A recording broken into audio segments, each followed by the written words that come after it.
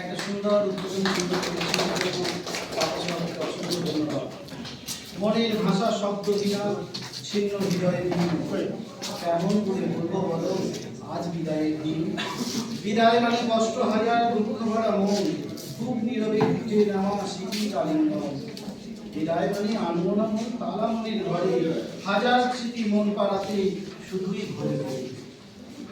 মাননীয় গৌরচন্দ্র মন্ডলের সাথে দীর্ঘদিন বা স্বল্পদিন একসাথে কাজ করেছেন বা করছেন যে সমস্ত প্রাক্তন ও বর্তমান সহকর্মীরা তারা এবং উপস্থিত অন্যান্য অতিথিবৃন্দ তারা তার কর্মজীবন সম্পর্কে কিছু কথা এখন বলবেন। স্মৃতি চাওয়ানা পর্বে যাব আমরা। প্রথমেই আমরা বিদ্যালয়ের শিক্ষক মাননীয় অসীমজিৎ রায় মহাশয়কে ডেকে দেব। বহু শাসক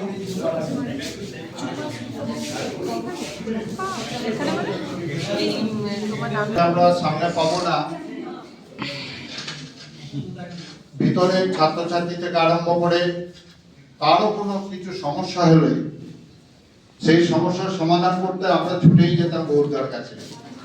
গৌরদা কি করে খুব ধীর স্থির ভাবে কখনো মেজাজ দিয়ে সেই ছাত্রকে নিয়ন্ত্রণে আনার ব্যাপারটা কিন্তু সামলাতে গৌরদা। শুধু তাই কেন, আমরা একাডেমিকে বিভিন্ন কাজ করার ক্ষেত্রে যে কোনো জিনিস যখন আলোচনায় যেতাম গৌরদার কাছে আমরা আলোচনা করে নিতাম যেটা কিভাবে করবো। সেই গৌরদা এখনো ইয়াং আছেন। সবচেয়ে ব্যাপারটা আমার এখানে ভালো লেগেছিল, যদি একটা নাট্য জগৎকে এখানে বাঁচিয়ে দিয়েছিল। নিজে যাত্রা করেন, তার অভাবটা বিদ্যালয় অনুভব করবে। এখনো ছাত্রছাত্রীরা প্রত্যেকে কোনো না কোনো অনুষ্ঠানে একাঙ্ক নাটক একটা ছোট্ট করে হয়তো তৈরি করছে, সে গৌরদার তত্ত্বাবধানে তৈরি হচ্ছে। সেই হিসাবে আমি বলবো যে গৌরদা কাছেই থাকবে বিদ্যালয়ের জন্য, অন্তত বিদ্যালয়ের বিভিন্ন সময়কালে যতটুকু সাহায্য আমাদের প্রয়োজন হবে সেই সহযোগিতাটা ওনার কাছে পারবো। আগামী দিন ওনার সুস্বাস্থ্য সুন্দর কাটুক, এই কটা কথা বলে আমার বক্তব্য শেষ হচ্ছে। নমস্কার। প্রসেনজিৎ স্যারকে অসংখ্য ধন্যবাদ তার মূল্যবান বক্তব্যের জন্য। সুরের পাখি যেমন দূরে গেলেও তার রেশ পুরায় না, তেমনি গৌরদার বিদায় বেলার স্মৃতি ভুলে যেতে চাইলেও তাকে ভোলা যায় না।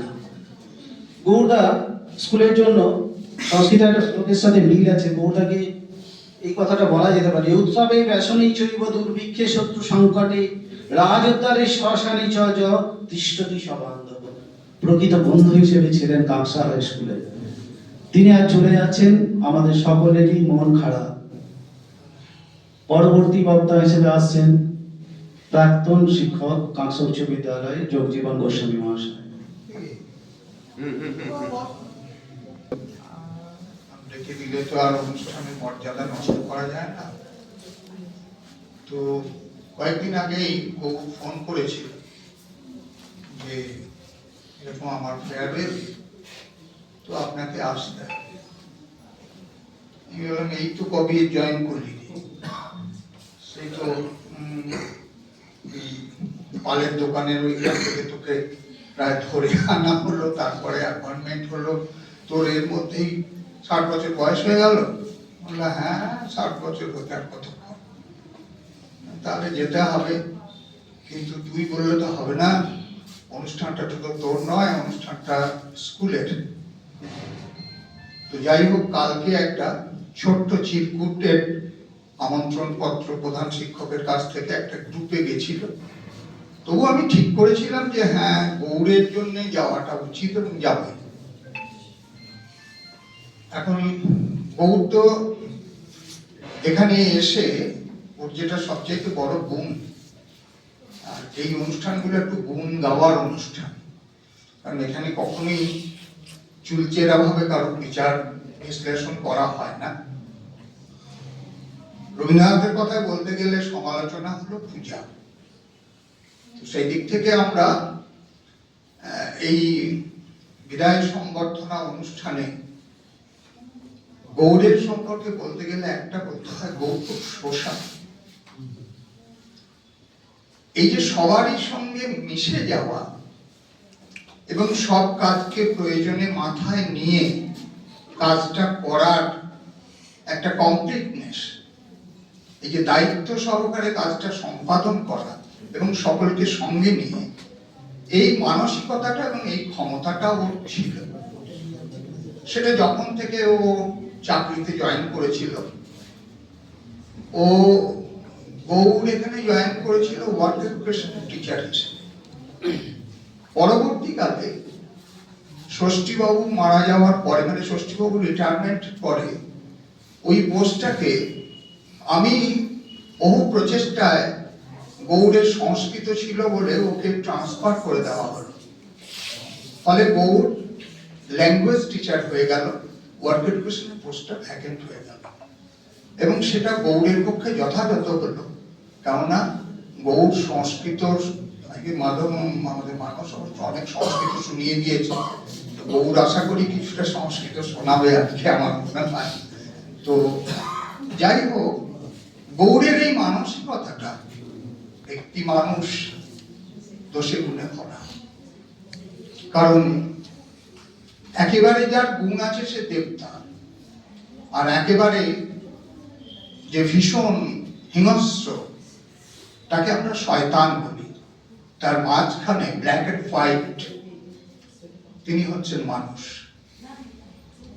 কোন মানুষ আইডিয়াল চরিত্র হতে পারেন না। ভিকেলস অফ আইডিয়া, এটা যদি কোনো ব্যক্তি সম্পর্কে বলা হয়, তিনি হিউম্যান ক্যারেক্টার হন না, তিনি আইদার দেব কিংবা শয়তান, এই দুয়ের মধ্যে পড়ে। গৌর কিন্তু দোষে গুণে একটা মানুষ, যে মানুষের মধ্যে আবেগ ছিল, ভালোবাসা, মানসিকতা ছিল, সকলকে একান্ত আপন করে নেওয়ার একটা প্রচেষ্টা তার মধ্যে ছিল। স্বাভাবিকভাবেই বিদ্যালয় এখানে এলে সবার মানসিকতা তো সবারই সঙ্গে মেলে না। আজকেই কতগুলো কাঁকসা হাই স্কুলের অনেক পুরনো পত্রিকা আমি দেখছিলাম, খুব দুর্লভ ছবি ওখানে আছে, যখন গুরুদাস দ্বারা একসঙ্গে আমরা ছিলাম, সেই সব ছবিগুলো আমার সংগ্রহে রয়ে গেছে। ভালো লাগছিল যে একসময় আমরা নিজেরা আবাদ করে, বিবাদ করে, সুবাদ করে, তারা নিজেরা ঝগড়াও করতাম, আবার সঙ্গে সঙ্গে তাকে বুকে জড়িয়ে ধরতাম। একজন শিক্ষকের ধর্মই হচ্ছে ছাত্রকে আপন করে নেওয়া, ছাত্রকে সন্তান তুল্য ভালোবাসা। কোনো এক কারণেই হোক বা যে কোনো ভাবেই হোক, গৌড় পরোক্ষেই সমস্ত সন্তানকেই নিজের সন্তান করে দিয়েছে। সেটা তার সন্তান না থাকার কারণেই হোক বা যাই হোক, এই সন্তান সম ভালোবাসার একটা দিক গৌড়ের মধ্যে ছিল। প্রত্যেকটি ছাত্রছাত্রীর সঙ্গে সেই সম্পর্কটা গড়ে তুলতে পেরেছিল শুধুমাত্র নিঃস্বার্থ একটা সামাজিক মনোভাব। এই সামাজিক মনোভাবটা প্রত্যেক শিক্ষকের থাকা দরকার। শিক্ষক যখন বাড়িতে থাকবেন তখন তিনি বাড়ি, আর শিক্ষক যখন বিদ্যালয়ে আসবেন তখন রাতের সব ঝগড়া বা বাড়ির সমস্ত গোলমাল সব কিছু ছেড়ে দিয়ে ক্লাসে তাকে নির্মল মানসিকতায় পাঠদান করতে হবে।